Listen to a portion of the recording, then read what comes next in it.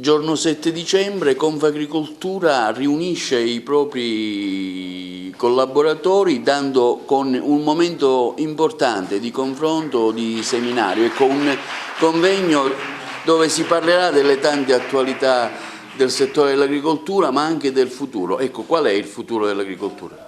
Allora, riuniamo i nostri collaboratori, ma riuniamo i nostri imprenditori, daremo voce ai nostri imprenditori. Abbiamo invitato tantissimi politici del territorio, regionali, nazionali e rappresentanti europei.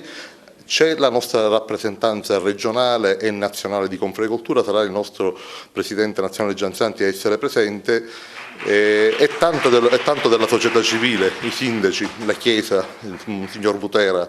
Ecco, vorremmo sottolineare il valore sociale e economico che l'agricoltura ha in provincia di Agrigento, ma non solo in provincia di Agrigento.